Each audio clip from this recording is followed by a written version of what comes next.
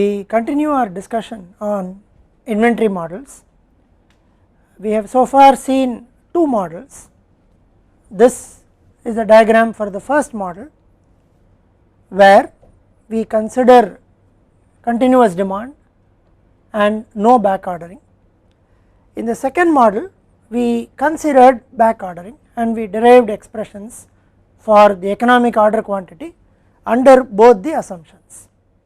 The economic order quantity for this model without back ordering is given by Q is equal to root over 2 D C naught by Cc, where D is the annual demand, C naught is the order cost and Cc is the unit holding or carrying cost. Now here there are two variables. One is the order quantity Q, which is actually this quantity, and then there is a back ordered quantity which is called S. There are two variables, and then the formula for economic order quantity Q under the assumption of back ordering with the back order cost of Cs is given by Q is equal to 2 D C naught by Cc into Cc plus Cs divided by Cs, and S, which is the back order level, is given by QCc by Cc plus Cs. Both from this expression as well as otherwise, Cc and Cs have the same unit, which is rupees per unit per year. Here it is rupees per unit per year to hold 1 unit of inventory. This is rupees per unit per year of 1 unit back ordered. So Cc and Cs will have the same unit, so that we can add them. The expression from which we derived these two is given by total cost is equal to ordering cost plus inventory carrying cost plus back order cost, and this was simplified to D by Q into C naught plus Q minus S the whole square by 2Q into Cc plus S square by 2Q into Cs. So now we will take a numerical example to try and show the computations involved in using these formulae Q, S and Tc. Earlier we had taken a numerical example to illustrate this, where we had assumed D annual demand is equal to 10,000 per year. We had assumed C naught, which is the order cost, as rupees 300 per order. The unit cost of the item was assumed to be rupees 20 and the inventory holding cost I is 20% of 20, and therefore Cc becomes rupees 4. Now using these we had calculated the economic order quantity for the first model and we had got a value of 1224.74. Now we use the same data and we also introduce a Cs, which is a shortage cost, and we use shortage cost of rupees 25 per unit per year. Cc is 4 per unit per year. So we now compute these values. So we apply this formula to compute the economic order quantity. So Q is equal to 2D C naught Cc plus Cs by CCCs. Since I have written the formula for both the models, so let me call this as some Q1, which is the economic order quantity for this system without back ordering, and let me call this as Q2 as the economic order quantity for this system, which includes and considers back ordering. So, we are now interested in computing this Q2. We already know that this Q1 is 1224.74, which was done in an earlier lecture. So, we compute Q2, we know all the values, 2 into 10,000 into 300, 4 plus 25 divided by 4 into 25. So, this on computation would give us Q2 is equal to 1319.09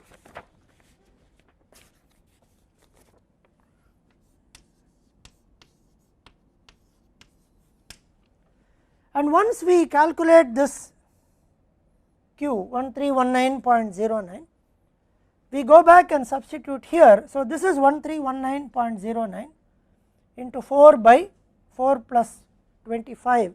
So, into 4 by 29 would give us S is equal to 181.9435.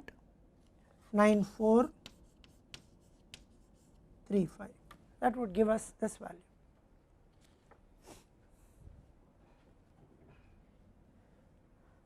Now, let us also calculate the total cost associated with this model and try and compare it with the total cost associated with the earlier model.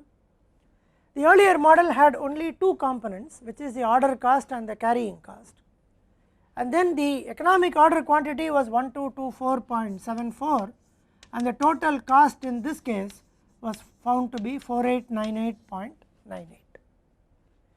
So, let us also try and find out what happens when the back ordering is allowed and CS is introduced. Already we have seen that the order quantity increases from 1224.74 to 1319.09. A back ordered quantity of 181.94 is allowed, and let us calculate the total cost based on this. So, this component would give us 10,000 into 300 divided by 1319.09 .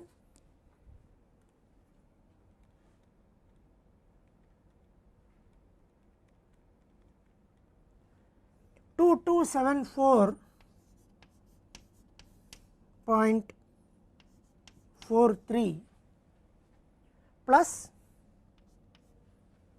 Q minus S is equal to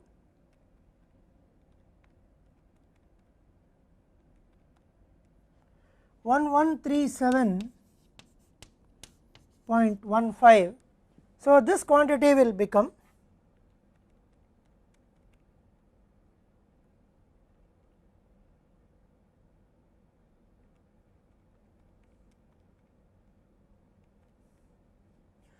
1960.61 plus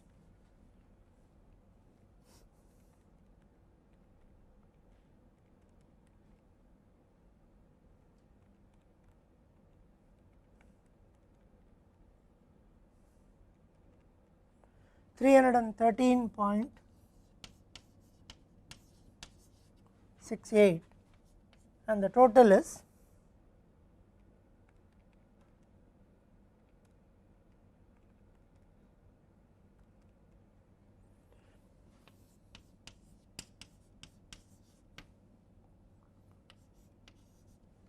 72.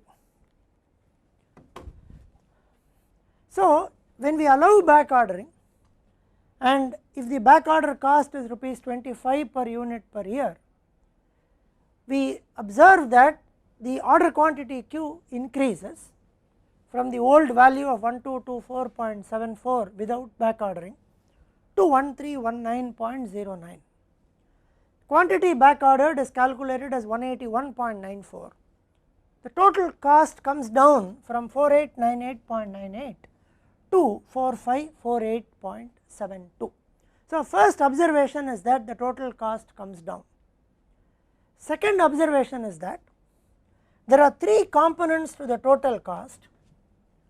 The order cost component is 2274.43, carrying cost component is 1960.6 and the shortage or back order component is 313.68. We also observe that this 2274.43 is exactly half of the total. Total is 4548.72.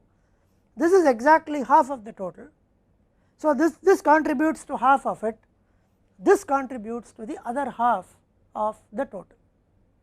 So in this model, we are essentially trying to find out a Q or order quantity such that the total ordering cost is equal to the sum of the inventory carrying cost and the back order cost.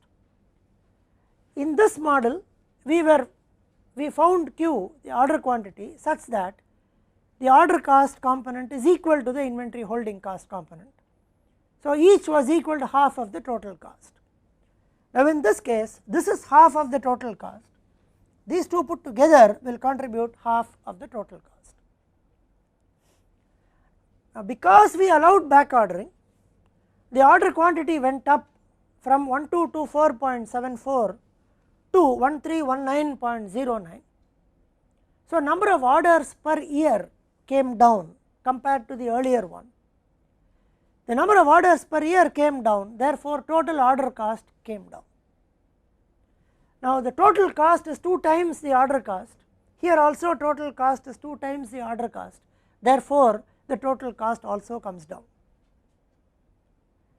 Other way of describing it is, even though we order 1319.09, because of instantaneous replenishment, we will place an order when we were here and then place an order for 1319.09, and as soon as the item arrives, which is instantaneous, the back ordered quantity of 181.94 is immediately given, and therefore the inventory on hand quickly reduces to 137.15, which is the difference between this and this.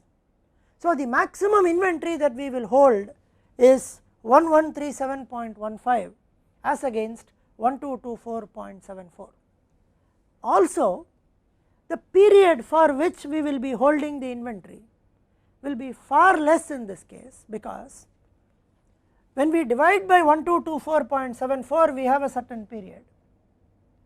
When we divide by 1319.09, the whole period comes down, this period comes down, and we also realize that this maximum inventory is not held for this period, but it is held for a smaller period. Therefore the average inventory comes down and the inventory holding cost comes down. So the order cost comes down, the inventory holding cost comes down, but there is the back order cost which is not there in this model, which comes by holding the quantity of 181 for a much smaller period. So the back order cost contributes to another 313.68, but as I mentioned earlier, the total cost effectively comes down, and in this model we are trading off with order cost on one side and inventory holding plus back order cost together will be equal to the order cost at the optimum. Now this actually points us to a very interesting question.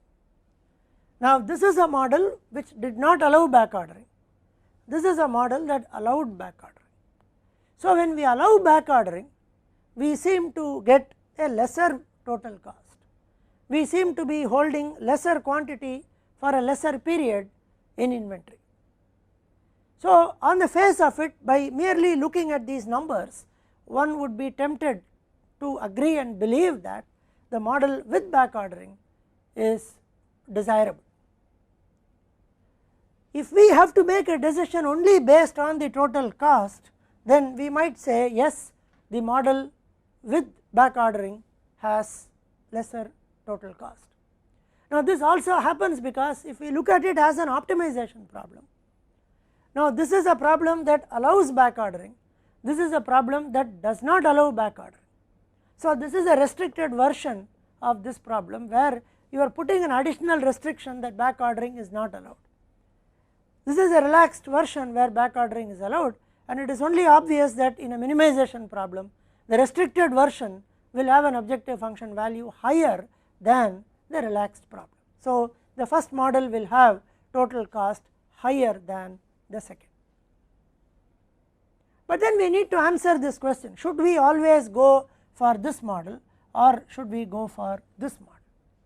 Now we can try and do a little more experiment with this model, try and show some more computations, and then we would actually realize that if we keep increasing the CS, for example, the shortage or back order cost was defined at 25 per unit per year. Suppose we make it 100 per unit per year, what will happen? I am not going to show the computations, but what I am going to tell here is that if we increase the CS, then automatically what will happen is this cost will also increase, and this will come closer to this 4898.98. And if we increase CS, the order quantity will decrease from 1319.09. The total cost will increase and come closer to 4898.98. Now, as we keep on increasing the CS, this quantity will keep coming down, this will come down, this total cost will go up, and when CS is equal to infinity, this will take a value 1224.74, this will take a value 0, and this total cost will be equal to this total cost. This Q will be equal to that Q. That is also clear because when we can rewrite this as 2D C naught by Cc into 1 plus Cc by Cs. So when Cs is infinity, Cc by Cs will become 0. So 1 plus Cc by Cs is 1, therefore when Cs is infinity, this will become 2D C naught by Cc, which is the same model. So only when the back order cost is kept as infinity, which implies that back order is not allowed, we will automatically get the other model. As long as the back order quantity is anything smaller than infinity, however large it may be, this model will always give a total cost slightly lower than this model. But the actual way to look at it is, unless we are absolutely sure about the correctness in the computation of CS, and we know that this is exactly the back order cost, and let us say we have included the loss of goodwill and all those intangible or costs that cannot be measured easily, let us say we have measured all the costs, and if the organization is very clear that this is my back order cost and this is exactly what I am going to incur, there is going to be no delay to the customer, therefore there is no cost associated with this. If you are sure about all of that, only then this model can be used straight away. If we are not sure, and if there are some more uncertainty where there could be a delay because of this back order, and we are not able to estimate the cost of such a delay accurately, we can either give a very large value for this, or to be on the safe side, if we do not want to have back order at the planning stage itself, we would rather give value equal to infinity and go towards the first model. The second model is very important. The second model has to be used very carefully, and unless we are sure of the assumptions of the second model, it is always good to go back to a situation where back order is not allowed, at least during the planning stage. So that is the reason why we look at two types of inventory models, particularly for bought out items. We will now look at another aspect of it, which is called discount.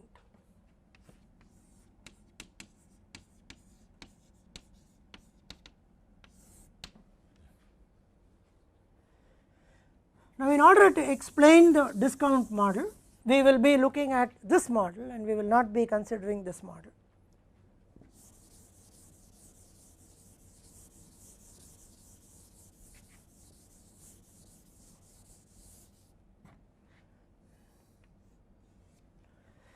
Now, when we have a single item and we buy this item, let us assume we are working with this data where the annual demand is 10,000, order cost is 300 and so on.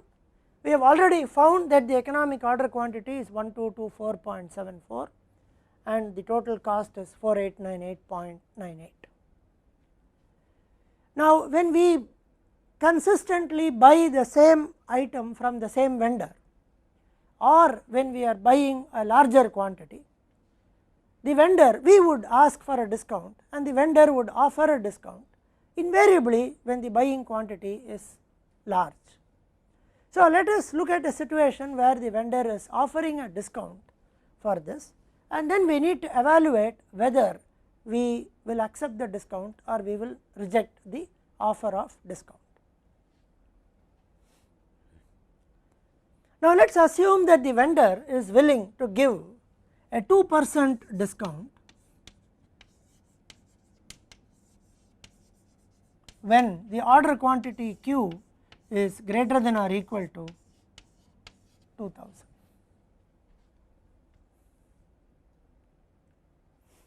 Now, if we go back to the derivation of this Q1, the derivation, when we derived the expression for Q1, we first said that we would consider there were 4 costs: the order cost, the carrying cost, the back order cost, and the cost of the item. Now, this model does not allow back order. So, we looked at the 3 costs and wrote the expression Tc is equal to d by q into C naught plus q by 2 into Cc plus d into C. Now, this is the ordering cost component, this is the inventory holding cost component, this is the cost of the item per year. Since the variable was how much to order and the variable did not figure in this d into C, in our derivation we left it out because d into C is a constant, we left it out and then we derived this expression. But now, if we want to consider this order, this discount offer for a quantity of 2000 or more, now let us consider that we are looking at whether to accept the discount at 2000.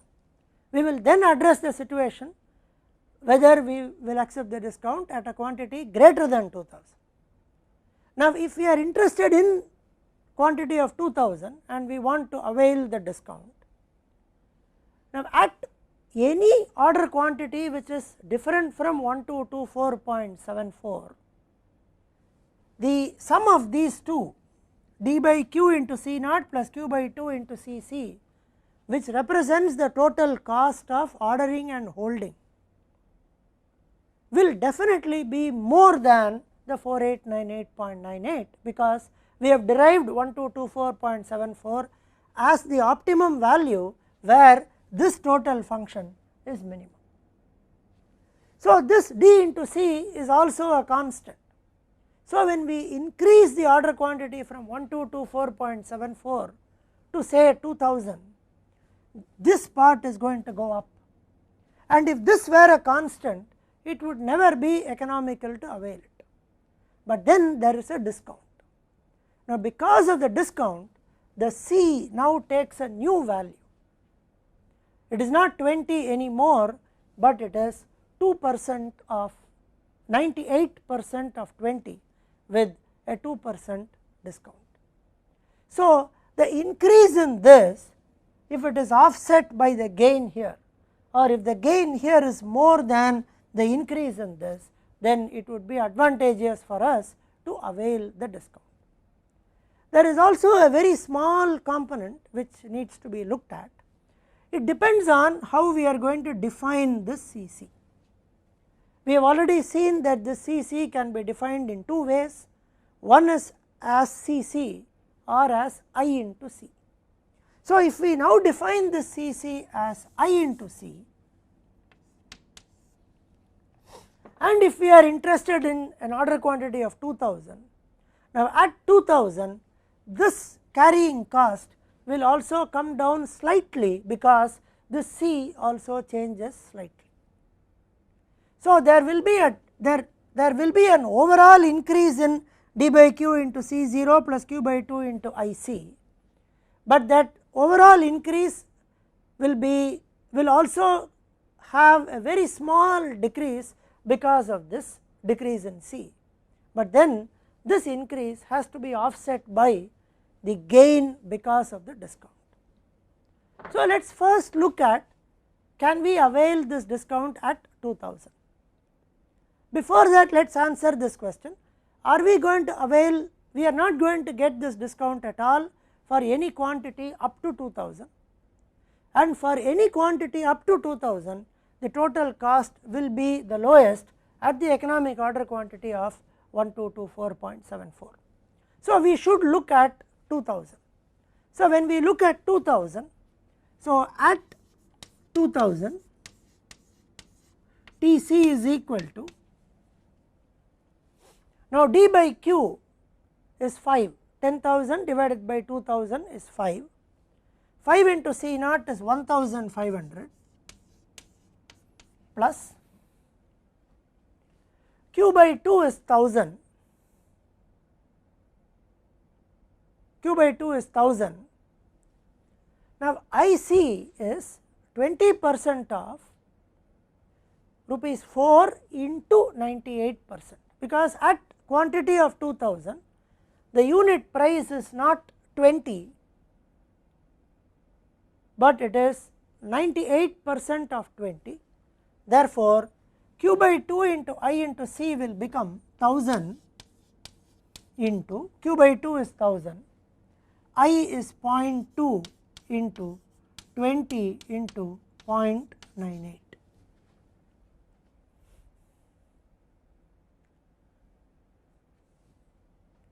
plus D into C 10,000 into 20 into 0.98.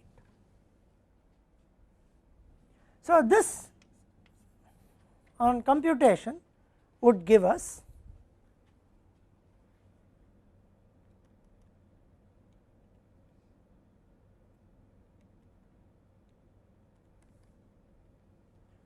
1500 plus 3920 plus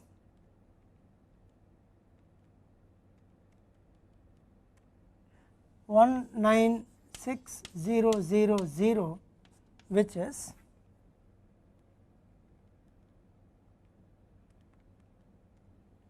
201,420. Now, this cost has to be compared with what is the cost that we would incur if we had ordered 1224.74. So, this is at 1224.74, Tc was equal to 4898.98 plus 20 into 10,000, which is 204898.98.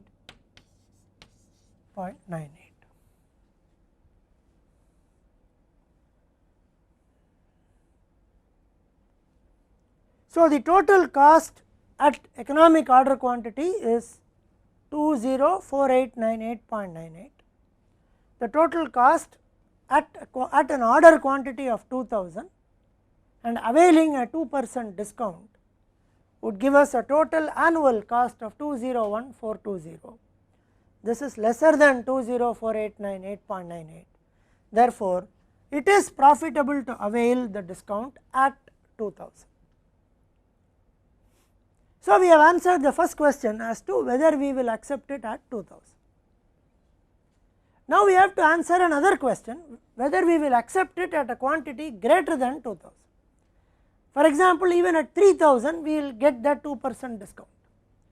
So, is it advantageous to avail it at a quantity of 3000? And in order to do that, we should go back and do 10,000 by 3000 into 300 plus 3000 by 2 into 0.2 into 20 into 0.98 plus 10,000 into 20 into 0.98. So, this portion is going to remain the same, but then we have to check whether this one decreases so that we could avail. In order to do that, let us go back to another curve that we have already seen, which is called the total cost curve.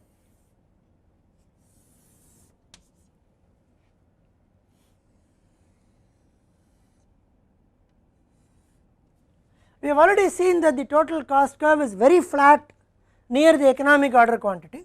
So, let us say this is the economic order quantity and this is 1224.74, and then at 2000 let us say we are getting this discount. So, this we are going to get this discount. So, it comes down a little bit. I have not actually given you the y axis cost. The y axis now is the order cost plus carrying cost plus cost of the item. So, this is total cost is equal to order cost plus carrying cost plus D into C, which is the item cost. So, we realize that at 2000 it actually comes down, becomes lower than this. This is your 204898.98. This value is your 201420. So, this is here, and then if you see carefully, the total cost will go up.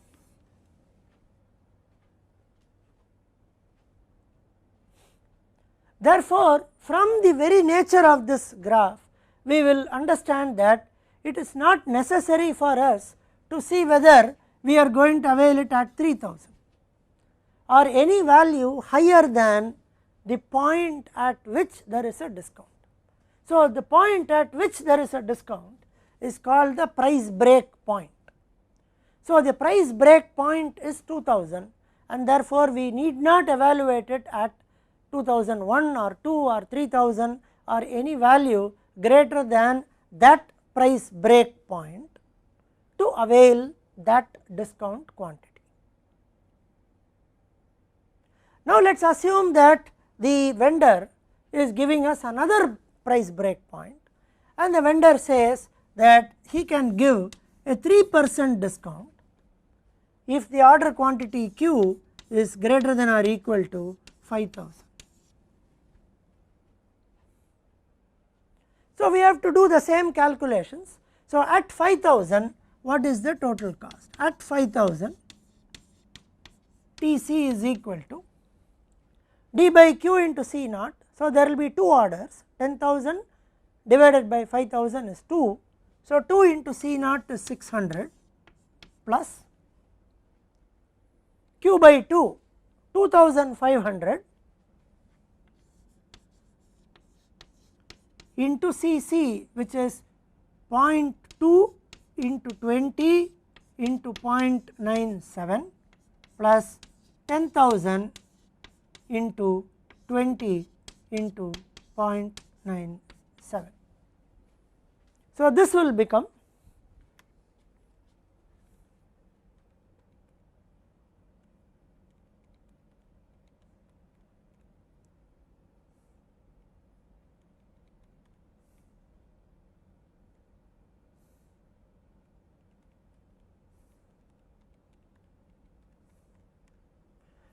so the first one is 600 plus 9700 plus 194000. So, this is 204300. So, to show it in this graph, let us say 5000 is somewhere here, 5000 is somewhere here, let us say. So, it goes up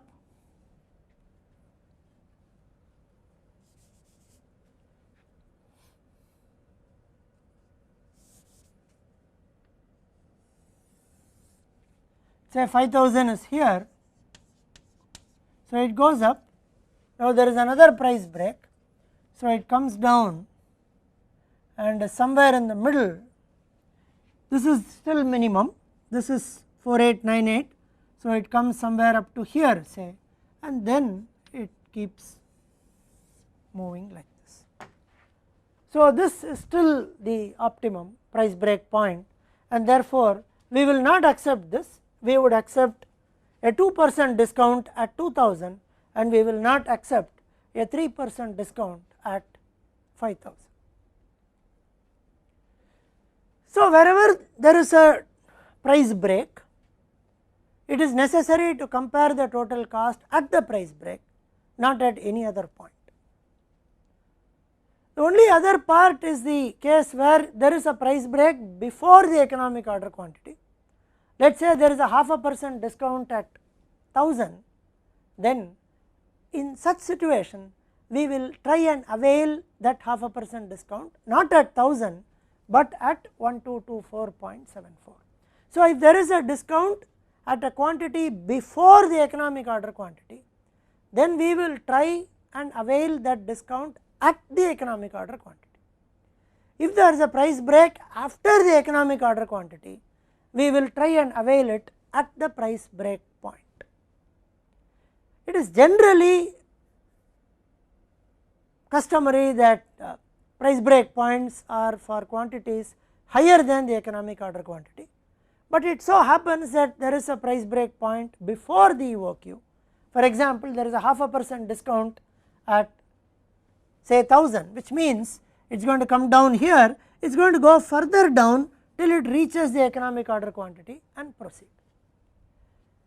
The other minor adjustment there is that the economic order quantity can also shift a little bit, because if there is a 0.5% discount at 1000, then the quantity changes from 2 into 10,000 into 300 divided by 4, which is the original one, which gave us a value of 1224.74. Now, if there is a 0.5% discount at 1000 that we wish to avail at the economic order quantity, then the economic order quantity will shift a little bit, it will become 2 into 10,000 into 300 divided by 4 into 0.995 if there is a 0.5% discount. So, it will become slightly more than 1224.74. It may come to around 1224.85 or maybe close to 1225. Actually, there won't physically there won't be too much of a change, but if you look at it from the computation point of view, there will be a slight increase in the economic order quantity, and we will avail the discount at the new economic order quantity.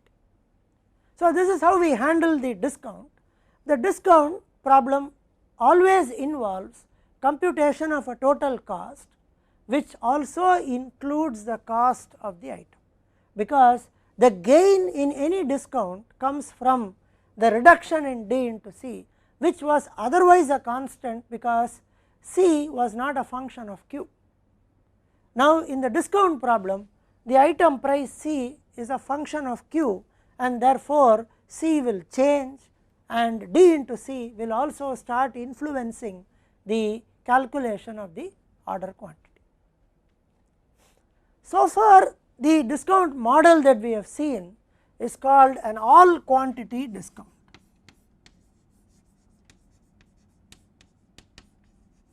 By which we mean that if you order a quantity of 2000, then for every item that is ordered, the cost is not rupees 20, but it is 98% of 20, which is rupees 19 and 60 paise. For each one of the 2000 units, the price is at 19 rupees and 60 paise. Now, we could also have something called marginal quantity discount. So, let us look at that. Now, let me write the marginal quantity discount.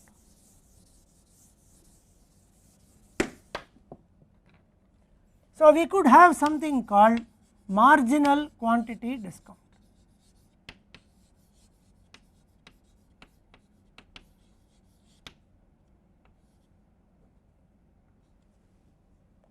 Now, in marginal quantity discount, the vendor may say that if you order for Q greater than or equal to 2000, let us say the vendor may give us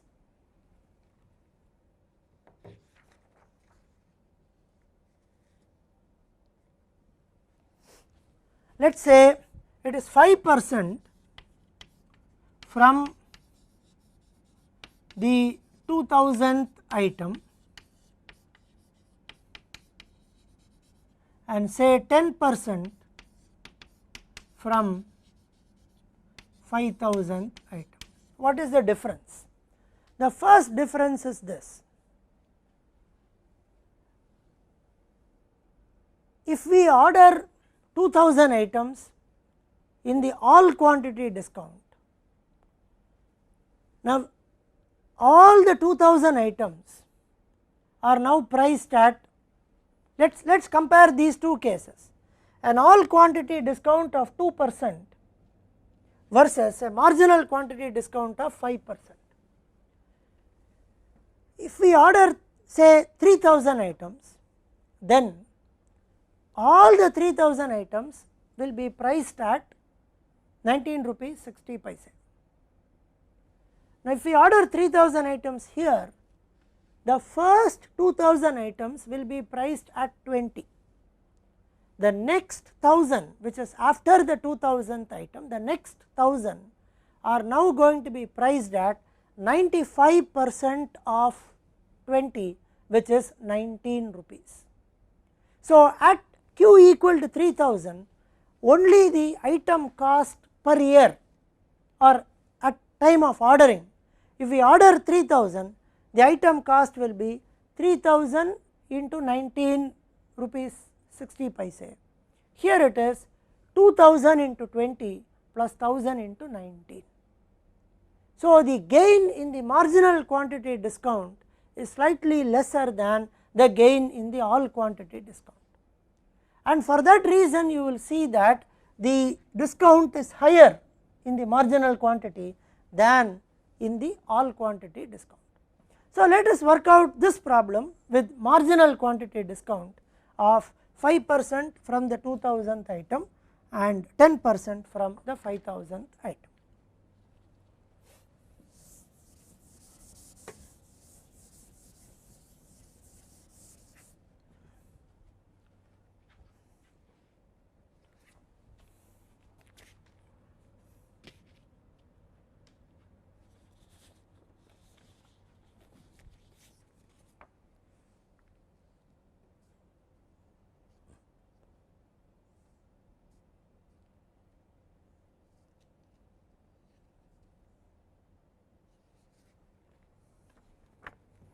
The derivation will be as follows: T c is equal to d by q c naught plus V j minus q minus q j into C j into I by 2 plus d by q into V j plus q minus q j into C j. This on differentiation would give us q is equal to root over 2 d into C naught plus V j minus q j C j divided by I into C j. Now, let me kind of explain this a little bit, and then it is also obvious that when we differentiate this with respect to q, we are going to get this one. Now, as I said, there are three components. There is an order cost component, there is a inventory carrying cost component, and then there is a cost of the item component. Now, order cost is very clear, d by q into C naught. Q is what we are going to order. So, d by q is the number of orders per year, d by q into C naught is the order cost. Now, what is the carrying cost? Carrying cost originally is q by 2 into C c. Now, here what we are going to do, we can write it as q by 2 into I into C. Can also be written as q c by 2 into I, where C is the unit price of the item, Q is the order quantity, QC is the money value of the order quantity. So, now let us look at order cost as the money value of the order quantity by 2, which is the average, into I. So, I by 2 is separated, I by 2 is separated. Now, this is the money value of the quantity ordered. Now, by the very definition of a marginal quantity, if we are looking at this case 2000 and 5% for a quantity above 2000. For example, if we are calculating for 3000, we would do 2000 into 20 plus 1000 into 19. So, which is given by this kind of a thing. Vj is the value for the first 2000, Q minus Qj, 3000 minus 2000, which is 1000, into Cj, which is the new value 19. So, this is the expression for the money value for the item that is bought. So, that into I by 2 is the inventory holding cost, and this is the money value per order. Per order, this is the value. The number of orders per year is D by Q. So, the total annual value will be D by Q into this. So, this on differentiation would give us this total value for the economic order quantity.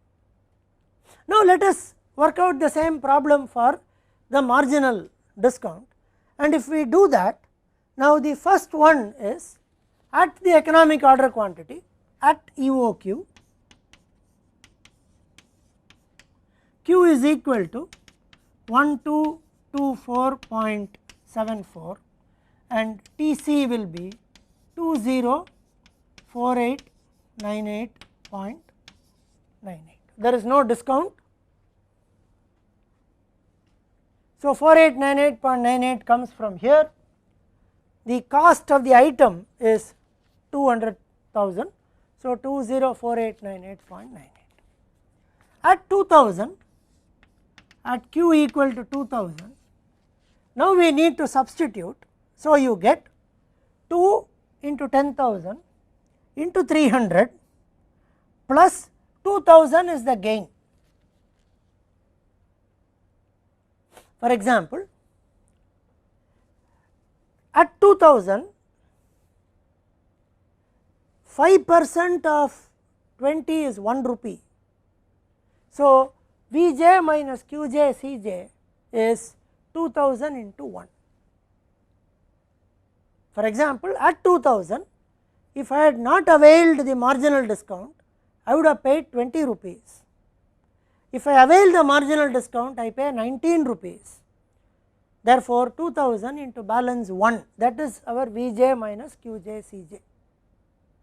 So, that is, so this quantity at 2000, I should not say at Q equal to 2000, at 2000 Q is equal to root over 2 into 10,000 into 300 plus 2000 divided by 3.8, because there is a 5% discount. So, 4 becomes 3.8. So, this on computation gives us 3479.26.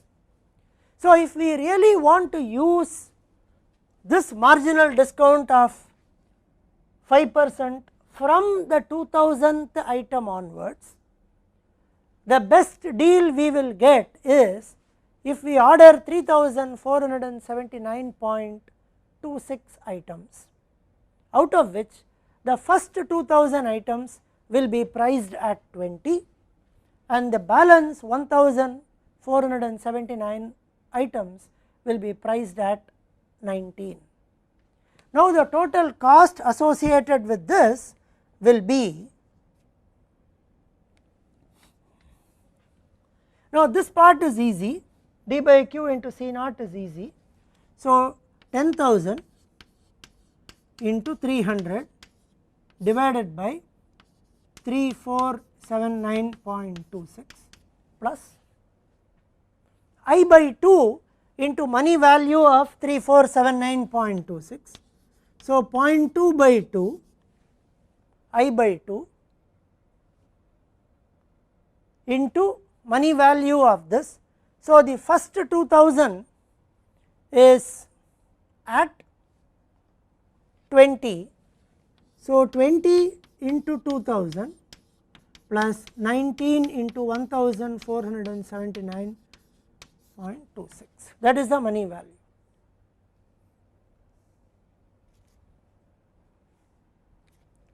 Plus this money value,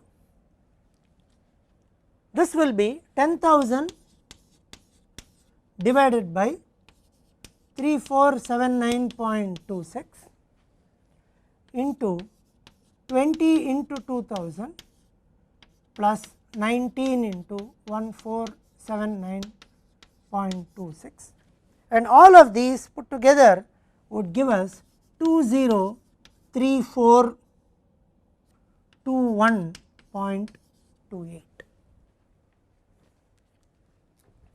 We get 203421.28. So, this is the total cost that we will incur if we want to avail this portion of 5% for a quantity of 2000. Now, this is actually cheaper than 204898.98. Now, we have to evaluate what is the best deal we get if we try and utilize this, and then we have to compare that with 203421.28 and choose the one which is cheaper. We will show those computations in the next lecture.